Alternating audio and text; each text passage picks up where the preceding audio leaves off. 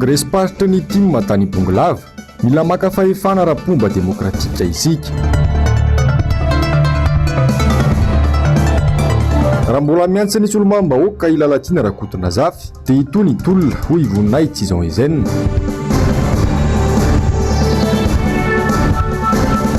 Prime ministre Saint Christian vaky nandositra vao nahita mpanao gazety. Manatitra ny araba indray ary tompoko lasy sy tompoko vavy tonga soanao ato anatin'ny fotoana ny fampalalam-baovao ko manasanao mpanajana sy ampitiavana indray ny tenako anaraka izany hatramin'ny farany.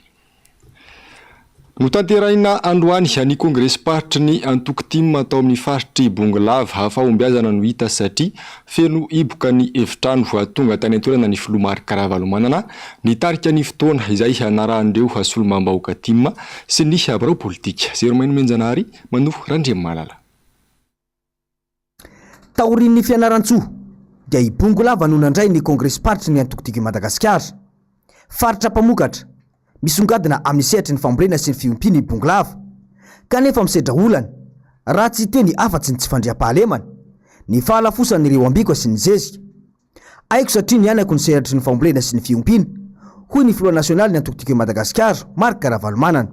Faritra mamokatra tokoa ny faritra Bongolava hoy aminareo ary tokony atao laram-pahamehana mihitsy, laram-pahamehana ny anampiana azy ho an'ireo tantsaha ny anohanana azy amin'ny lafiny zezika ny ambiko ary indrindrindrindra hoy aho aminareo hoe ny fandriam-pahalemana tsy azo adiny ihany koa ity faritra ity dia anisan'ny fata-daza amin'ny fiompiana nalaza amin'ny Bongolava zany taloha amin'ny fiompiana omby gana ndretraretra ianareo eto Bongolava eto no mamatsy an'ireo le renivohitra rehetra isa zany ao Antananarivo mitaky fanohanana ny tantsaha ny piopy ary indrindrindrindra reo olona tena mpanao asa tanana madinika ity ny olana goavana nefa dia mba voalaza an'ilay mpanao tatitra teo dia tsy fisin'ny fandriam-pahalemana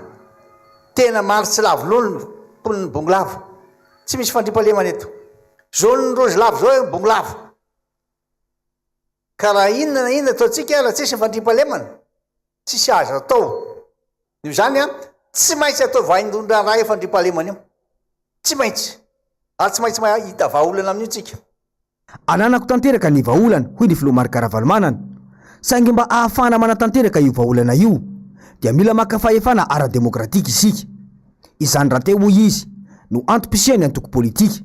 Mandrana vahaolana io aminareo fa tsy afaka natanteraka izany raha tsy azo ny fahefana zany matoko politika ny antoko politika maka ny fahefana ka hoy aho hoe ny taona 2024 ity no mifarana noho zany tena mampirisika anareo mihitsy ny aho jerevo amarino ny anaranareo any amin'ny listy mifidy efa manomboka miomana amin'izany fifidianana zany daholo ary manentana zany daholo ny olona amin'izao fotoana zao nefany tsy maintsy mailo isika tsy maintsy mailo isika fa ndratsy kely lalana efa mihevitra ny tsy hanao doublon fa mety hanao zavatra akoatra ny doublon indray ireo noho zany efa fantatsika miloha zany zay tsy maintsy vonona daholo ary tsy anakilemenanao tsiny amin'ity taom-pifidianana ny taona ho avy koa miantso ny malagasy rehetra feno taona mba hisoratra anarana ao anatin'ny lisym-pifidianana mitaky fahamailona nefa hoy ny Filomary Karavalomanana manoloana ny osoka izay ketrehan'ny sasany.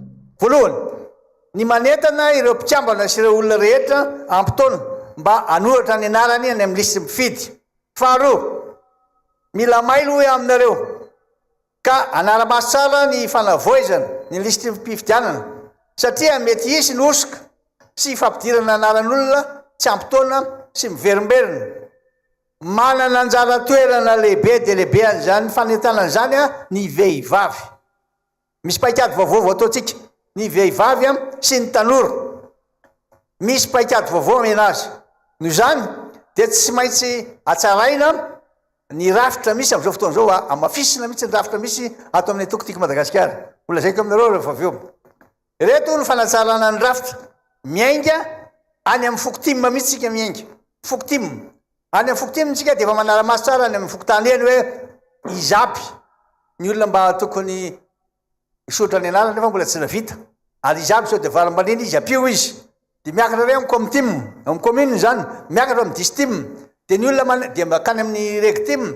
ny olona manentana an'ireo de asiana olona iandraikitra ny tanora sy ny vehivavy aminareo zany a de anamafy ny fanentanana ny tanora namany fanentanana ny vehivavy a zay tena matsiaro fa tena sahirana am'izao fotoana zao amin'ny fahantrano tanora tady asa mitady ny avenirany mila mijoro anareo tsy arebireby ny sasany ny vehivavy tompony andraikitra voalohany tokantrano inozany zany ny tanora sy ny vehivavy tena tsy maintsy amena vahana manokana mba afaka anentana mitaky fahasahina sy fandraisana andraikitra ireo rehetra ireo ho hatrany Filomarika Ravalomanana raha tiantsika ny tondra sy hitantana ity firenena ity ka mba ho tombotsoan'ny malagasy izay efa miraviravi-tanana ankehitriny ilay fahasahina sy fandraisana andraikitra de tena zavatra lehibe tandremina ro ampitahoriny sasany za zao mahita misy na tany amin'ny fatrana lenay tany atsimotany tany Fianaratsoa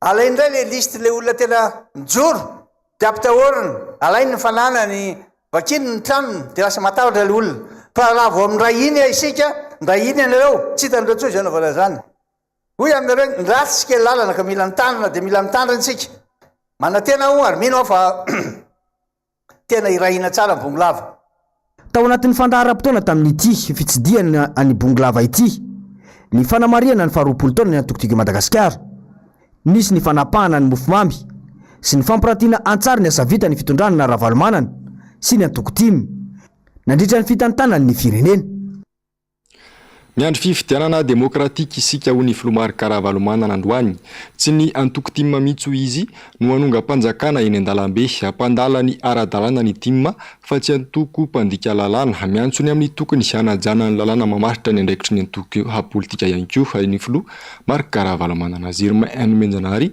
manofo Randriamalala antoko manana etika politika sy manaja deontologie politika ny tiko Madagasikara hoy ny Filo nasional Marika Ravalomanana raha niresaka makasika ny sakatsakana ataony mpitandro ny filaminana amin'ny etsika ataony tim nambarany filompanorona ny antoko fa tandroka arony vozona ireo mpitandro ny filaminana ka tokony anatanteraka ny asa ny ara-dalàna fa tsy anaiky baiko politika isaky mandeha zao dia banana foana zahay tenenina foana zay arana de asina hersy ireo mpitandro ny filaminana reo tsy mpangalatra ty Bongolava ny anjery lahy fa za mandeha amin'ny tomobile somatsara ino asiny hersy ny arabe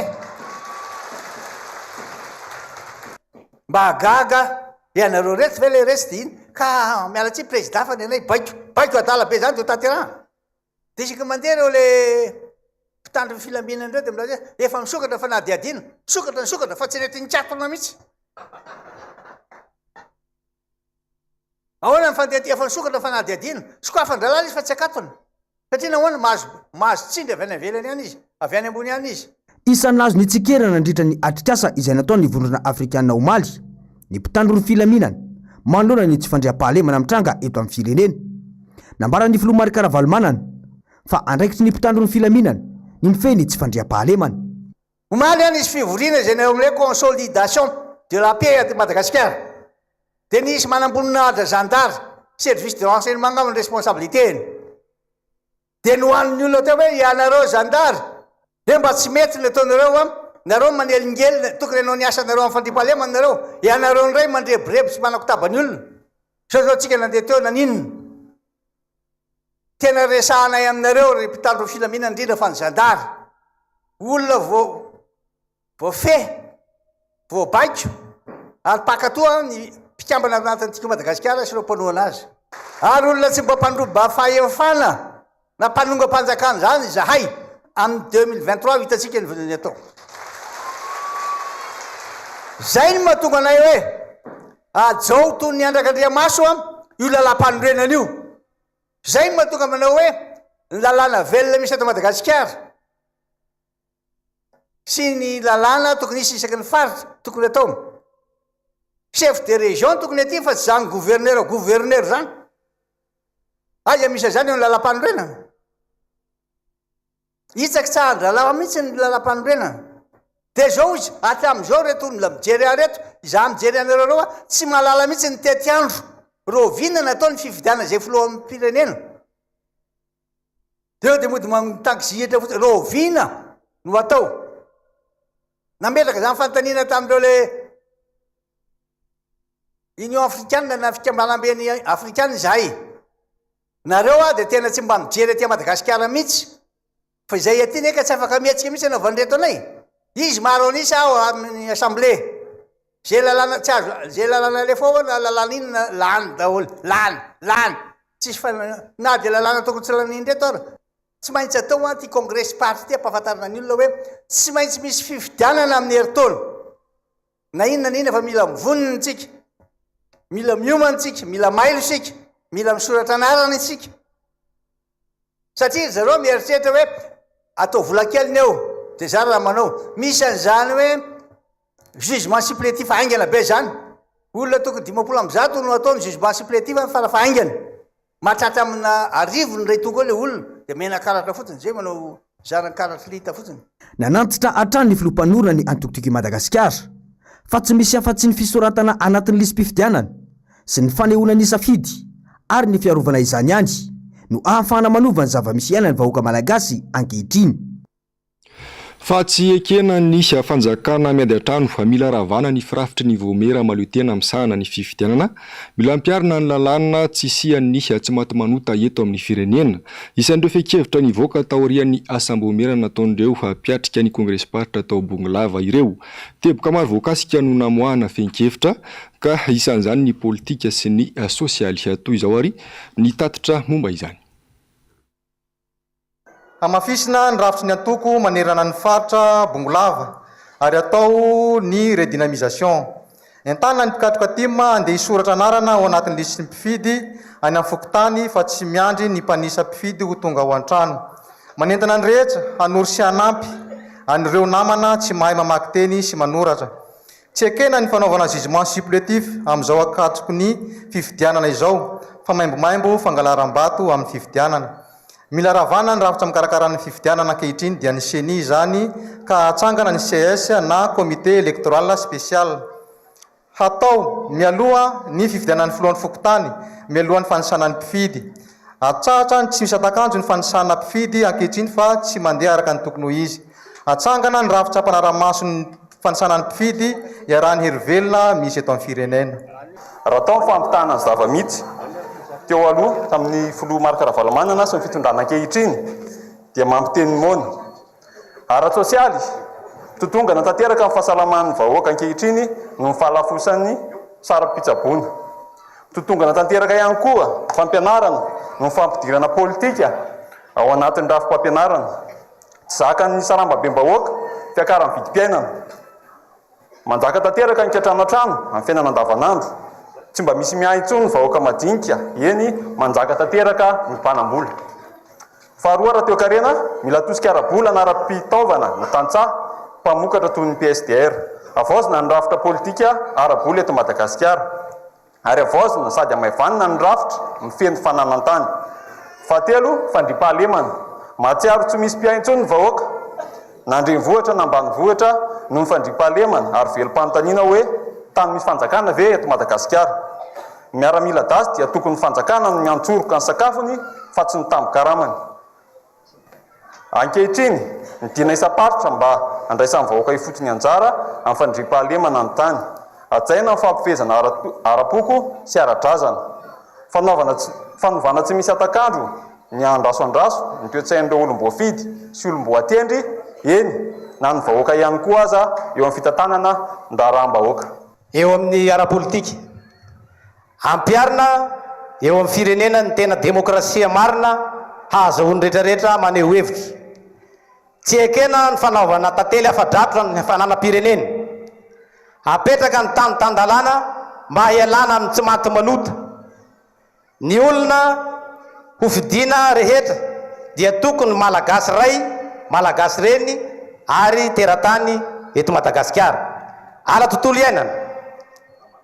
Havaozina ny sady ampiarina ny lalàna velona mifehy ny tontolo iainana, indrindra ny fandripahana ny ala. Didina ny isam-batan'olona mba hamboly hazo 10 isa-taona.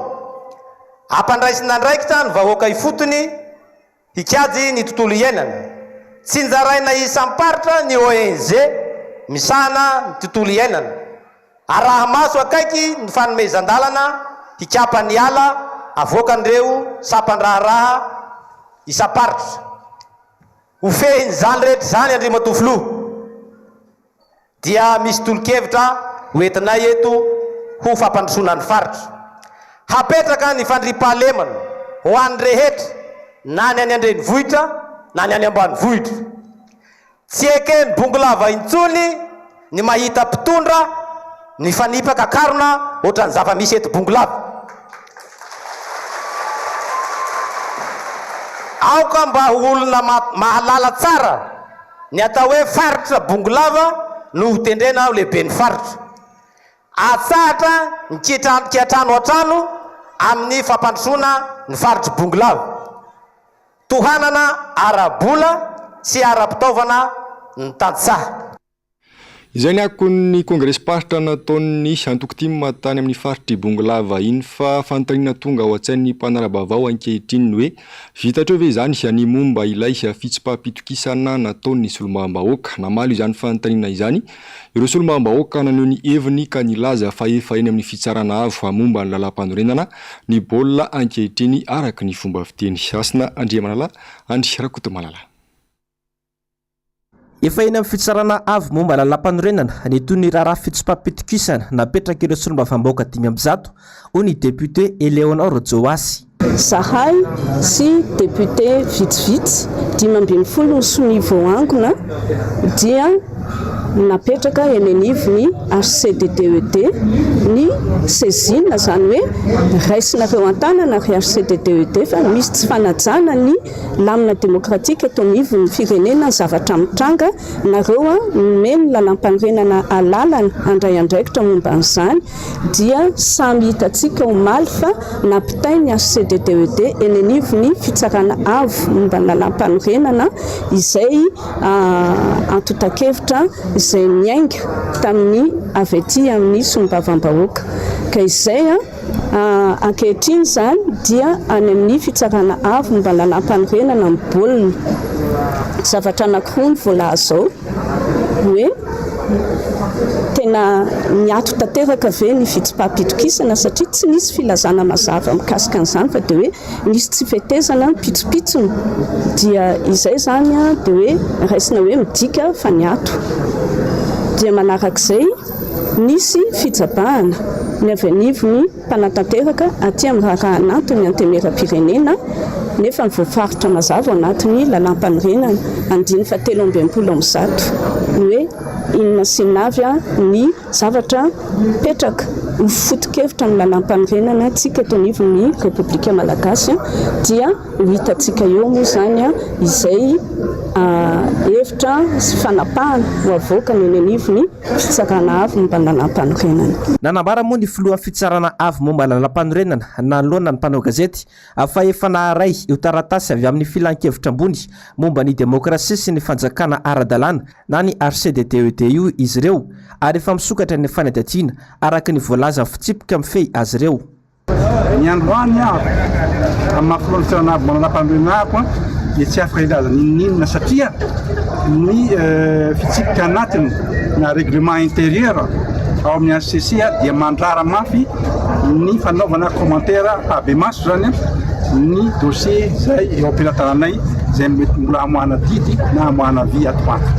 Ka noho zany dia tsy afaka marahela fa tsy afaka mitenina inona fa hoeninareo ihany ny tohiny zany fa efa voaraina iny. Mitombona sady azo raisina araka izany ny taratasy napetraky ny HCDDED nanamafy ary nanizingizina ny fisin'ny tsindry nataon'ny fahefanam-panatanteraka ireo solombavambahoaka.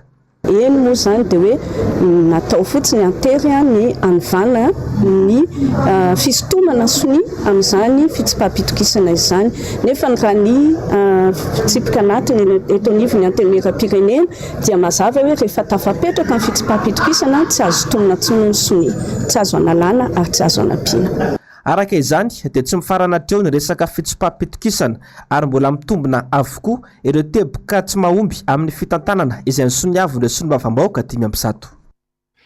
Fa ny farana androany ny fivoriana ra-potoana faharoan'ny antenimera rotota eto Madagasikara dia ny antenimera-pirenena sy ny antenimera-ndolona izany. Ho an'ny tetsy amin'ny antenimera-pirenena dia ny tanany teniny tamin'ny fanambarana izay efa nataon'ny filohan'ny antenimera-pirenena ary miantso fitoniana.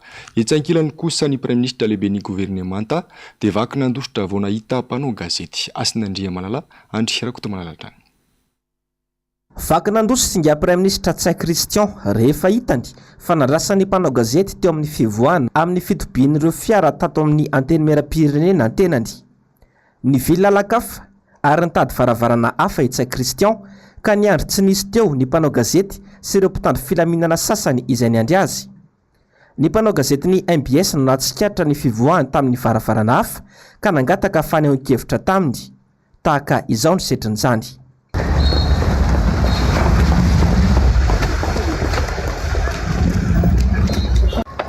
Monsieur le Premier ministre, mba nangataka interview kely mpanao gazety mba misy fanehoan-kevitra kely Monsieur le Premier ministre.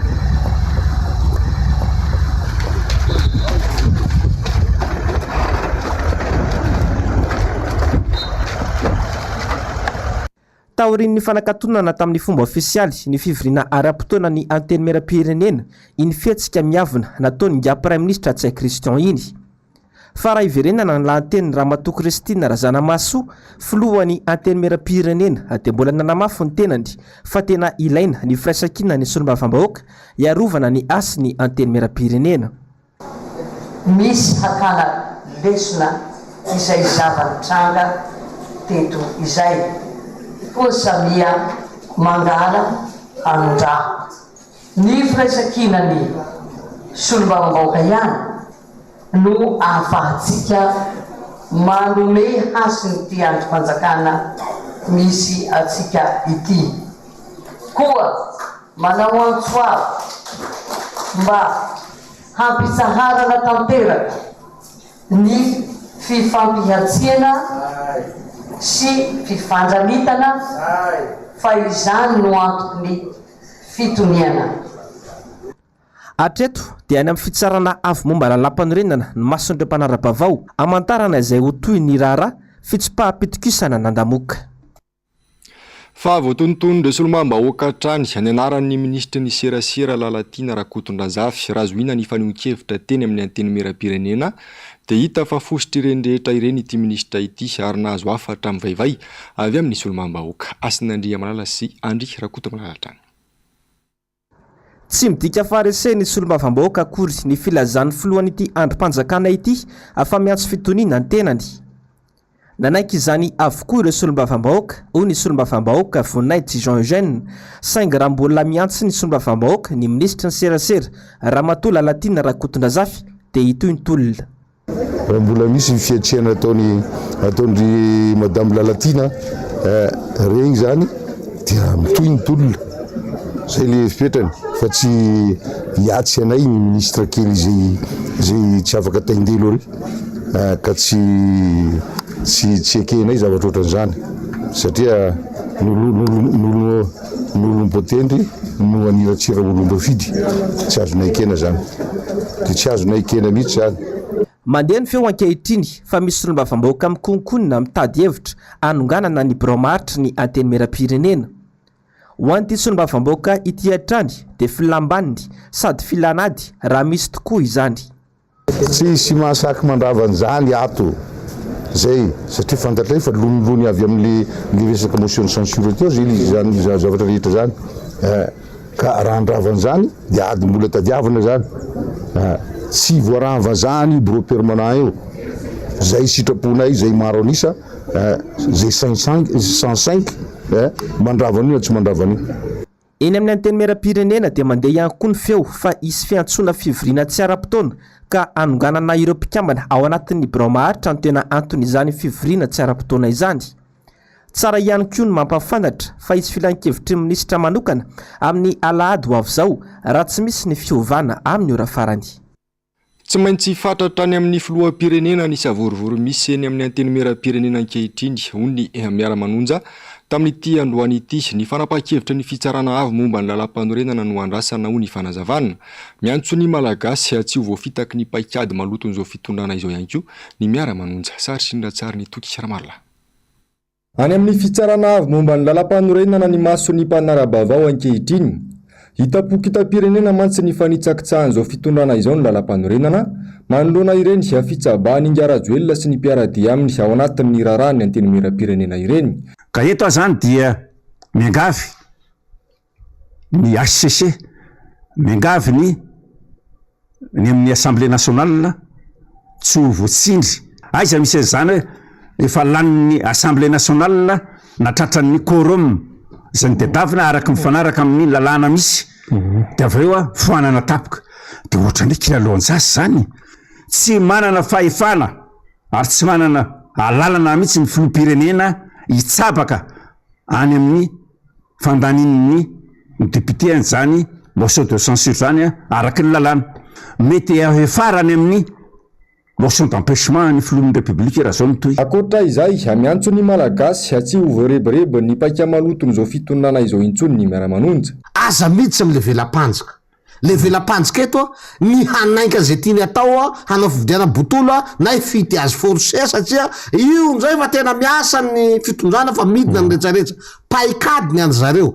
Voamarina zany fa nampahantsaina anao tanatin'ny efatsataona telo taona nampahantsaina sy tsapony zareo zany nampiakatra ny PPN ka izy ty azo ampidinina ihany tokony ho zay ny lesona raisina zay zavatra zay tena averimberinay satria kady tena ratsy fanararaotana le atao mihitsy zany zay ampahantsantsika faran'izay zokiny de avy eo moramora hono zay ny paikady zareo moramora hono ny mamadibadika atsika anatin'le fahantsana de mena vary tsara sy ny vava mino fa vaoaka malagasy efa mahiratra tsy ho tratran'izay tsony fa mampatsiahy fotsiny zay anatin'le izy mampanao politika. Voaresaka tao anatin'ny fandarana androany ihany koa ny mikasika ny fifidianana mila mailo ary mila tonga saina ny vahoaka malagasy ho ihany ny miara-manonja mba ahafahana miala ao anatin'izao krizy mivaivay eto amin'ny firenena izao. Lafa mavao hafa tanteraka kosa indray anametra-pialana ny gouvernoura ny banky foibe ny Madagasikara Andriamatoa Henri Rabarjon mbola tsy fantatra mazava ny anton'izay fametra-pialana izay. Amin'ny ankapobeny dia tsy fambara tsara ny fialana tompony andraikitra ambony tahaka izao. Raha mahafantatra fa andraikitra goavana nosahany ny fanaramaso ny fahamarinana toeran'ny vola, ny politika ny fampiasam-bola sy ny drafitra ny fitantanam-bola ny repoblika. Ratsaivina dia ny 12 septambra 2024 ny tena ny nonanao fianianana nanoloana ny fitsarana nosy mialohany nandraisany andraiky ny andrasana ny andindiny mikasika ity vaovao ity sy ny fanendrena izay mety solo azy. Fa nivoaka tamin'ny fahanginany ireo ben'ny tanàna voakasika mivantana amin'ny tetikasa Ambatovy tazomin'ny mpitondra fanjakana ny vola alohan'ny orinasa Ambatovy izay tambirimbidy tokony hosotrahan'ireo komina Asina Andriamanala sy Andry Rakotomalala. Kiazany fanjakana ao amin'ny trésor ireo vola amina miliara tokony hosotrahan'ny komina voakasika ny fitrandrana ataon'ny orinasa Ambatovy. Nambaran'ireo ben'ny tanàna fa tsy fantatr'izy ireo akory ny antony fanakiazana. Miantso ny mpitondra anao fanadihadiana momba ny fitantanana ivolia izy ireo raha tsy matoky ny fitantanana ny komina ny fanjakana Vohibe. Hatramin'izao dia mbola miteny foana hoe tsy mitombo teny fantatra ao za hoe mahay mitantana zay na hoe ahoana fa matoa zany voaka zay resaka zay dia hoe misy marina ny tsy fahaiza mitantana atao amin'ny ben'ny tanàna sasany kanefa izany zany tokony avoaka le vola dia zoan'ny fanjakana manara-maso zay fampiasana an'ilay ristourna na le vola any amin'ny komina rehefa avy eo ary izahay any amin'ny komina dia tsy mandamy mihitsy raha ohatra hoe misy fanaraha-maso ataon'ny fanjakana fampiasana an'io vola ristourna io. Ary manarak'izay koa nefa dia zao io ristourna io io vola avy any amin'ny orinasa Ambatovy io mbola vao aby izy io tamin'izay fotoana zay dia efa nanome baiko ny fanjakana tamin'izay fotoana zay mbola andron'ny président Kajonary Mampianina hoe foanana ny compte-ny commune any amin'ny banky satria tany amin'ny banky ny compte-ny commune taloha fa trésoro no miandraikitra azy manomboka zao dia mifoanana tanteraka zany ny kontinay tany amin'ny commune fa trésoro no miandraikitra ny famoahana sy ny fampiasana ny vola io dia zay mahatonga ny mbola gaga ihany hoe efa trésor hoe mamoaka anazy trésor mitantana azy dia mbola tsy avoaka ihany le vola mba anaovana ny asa fampandrosoana. Mitsoka tanteraka ny fampandehanan-draharaha ao amin'ireo commune tsy nahazo ilay tamberimbidiny Ambatovy ka miantso ny fanjakana amoaka izany ireto ben'ny tanàna ireto. Ireo commune rehetra voakasiky ny tetikasana Ambatovy moa no tsomeny ny fanjakana ity vola ity. Mikasika ilay tany etsy amin'ny zakaran-dahampifolokosa indray dia mitohy hatrany ny disadisa eo amin'ny fikambanan'ny mpivarotra sy ireo olona milaza ho tompon-tany miaka midina eny amin'ny mpitandro filaminana ny raharaha ny laza ny tory anko ireo mpivarotra tsy manaiky ny akana ny tanin'izy ireo ny antsipirian'izay. Mitohy ny fanenjehana sy raha matahora ataon'ireo olona milaza ho tompon-tany ny mpikambana ao anatin'ny fivondronam-ben'ny mpivarotra etsy amin'ny tany zakaran-dahampifolo. Mifandimby vao antso eny amin'ny mpitandro filaminana izy ireo amin'izao fotoana izao. Fandrahonana miampy fanimbana fananana no antony. Ny toriana azy ireo raha ny fanazavana izay disolona ireo mpivarotra tanteraka. Mandeha ihany koa ny fampitahorana ireo mpikambana raha tsy manaiky mora anasonisy hanome lalana ny milaza ho tompon-tany izy ireo. Mafy loatra zany ny tsindravilaina izay ataon'ny olona aminay zany dia ireo olona efa voatonona anaran'ireo izay tena hoe manenjika an'ireo ankizy ireo mihitsy zany manao fandrahonana retiny hoe raha vao tsy manaiky manao ny taratasy zany manao soni zany ireo ankizy ireo hoe atolotra ny hery zareo hoe zay tsy hanao tsy tanany tiady ny tany itsony dia tsy maintsy miditra zany ireo ankizy ireo zany zay ny atao ny fandrahonana. Tokony hoe izy raha ny lalànany tokony hoe vao to dia miakatra parquet dia nefa zay zao miandry hoe hiakatra parquet tsy mbola miandry foana zany zay tsy mbola misy ninina tsy mbola mare antsy zay hoe hiakatra parquet dia miandry etỳ amin'ny gendarme zay zao pirorona zany satria zay nitako marina hoe ampisehoany ny taratasy dia miala zahay mbola tsy nahita an'izany taratasy zany zay raha tsy taty amin'ny gendarme hoe an'izay raramarina ny tany fa raha fantatra dia melofana azy ny tany sarotra anay mihitsy ny dia hiditra ao amin'ny toeran'io. Tsy azo ekena ny tranga tahaka izao ny fanazavana no tsindrin'izy ireo ihany fa manana taratasy mazava ny mahazy ireo ny tany izy ireo ka tsy hanaiky mora foana ny fangalan'izany. Mangataka fifampiresahana amin'ireo milaza ho tompon-tany ny fikambanana ka ny hony mazava ny fomba nahazoany tany. Tsy petra-potsiny ihany koa manoloana ny antso izay fa metraka fitoriana manoloana ny fandrahonana atao azy ireo isaky ny mihetsika.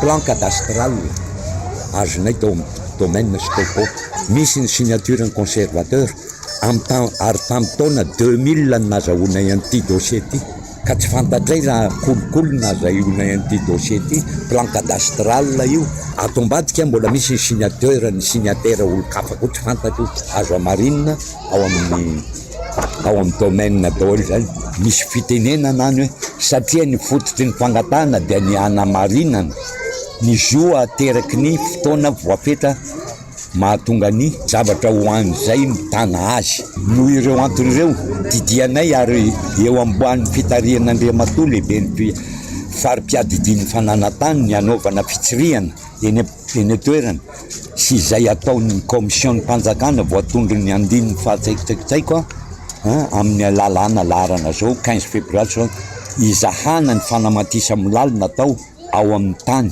atao hoe Bac Fatima titre laharana 5009 ao ampefilo an-tanàna ka ho antsoina ara-dalàna ny voasoratra fa tompony tany amin'izany.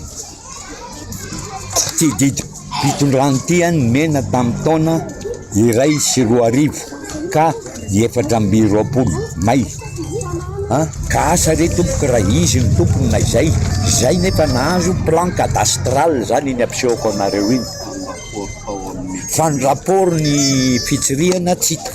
Raha tsy ahiviny voatselakory izay no nampiantso mpanao gazety ireo olona milaza ho tompon-tany na ny ao an-taratasy ny mahazy ny tany samy miziriziry amin'ny heviny rotonta andrasana ny toy ny tiraraha ity tsy nizakaran-dahy ihany fa maro ireo adi-tany misy eolandy mampifanolana mpiara-monina sy fianakaviana maro eto amintsika izay ilana fieverana sy famahana olana faran'izay aingana.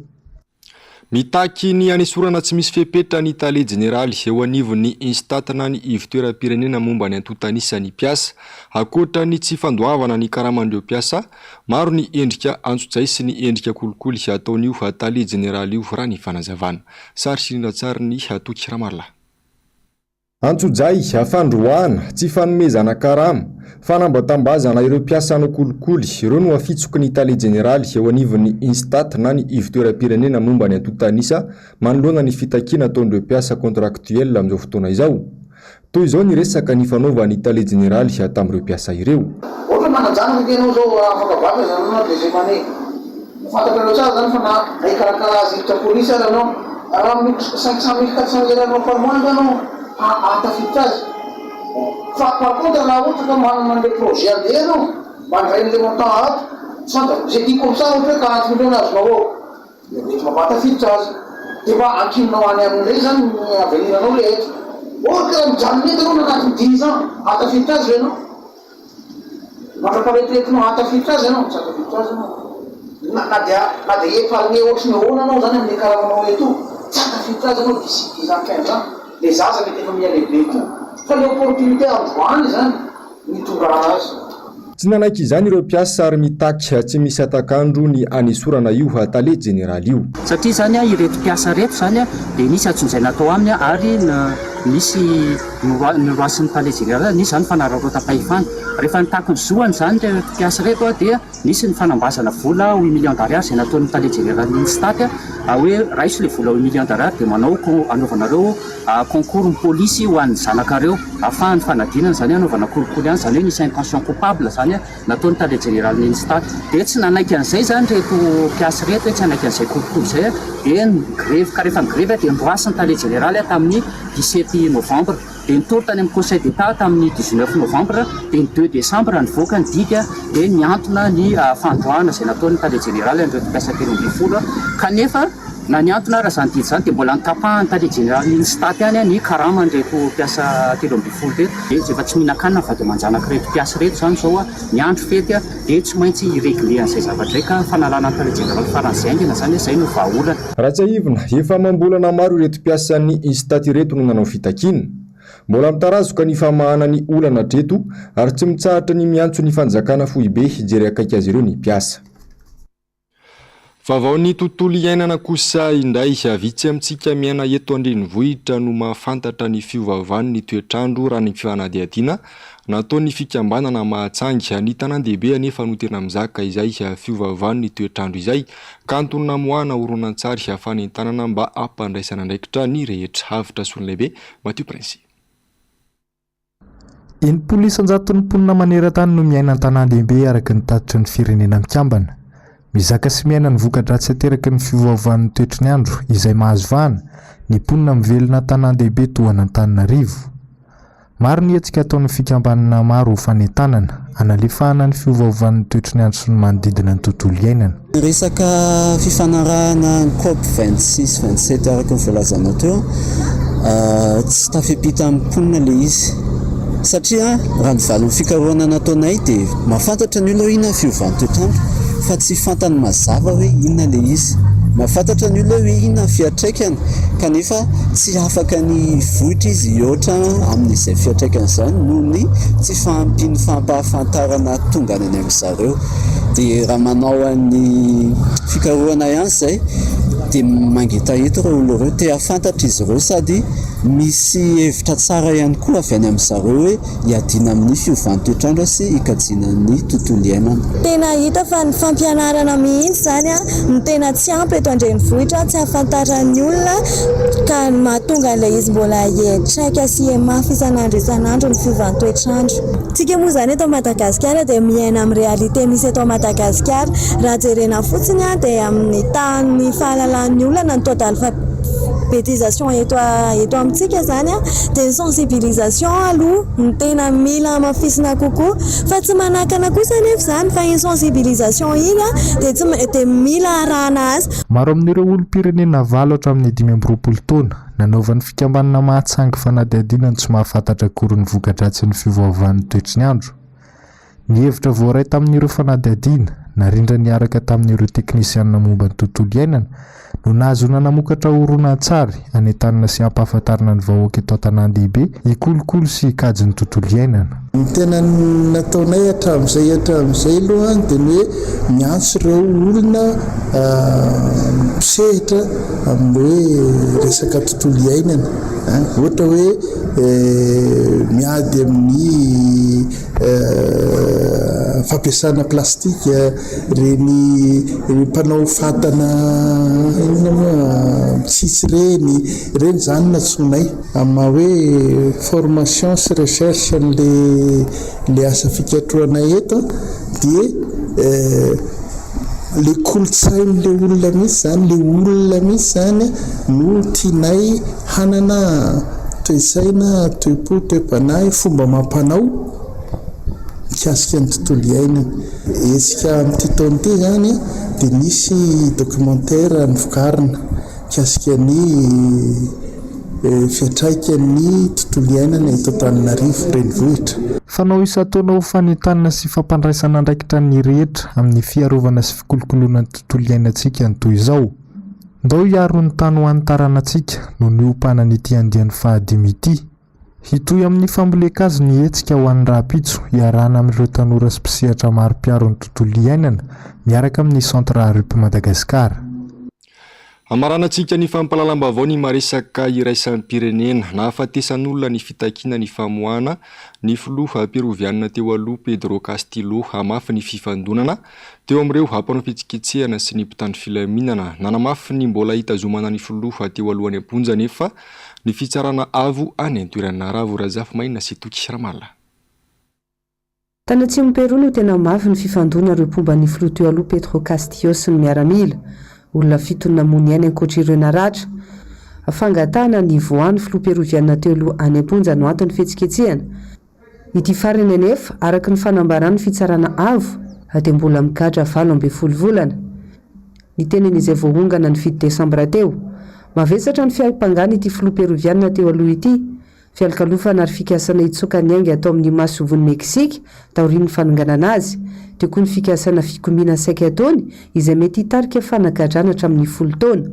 Atsivina fa 7 andro izao no nisina fihetsikehtsehana tany Peroa.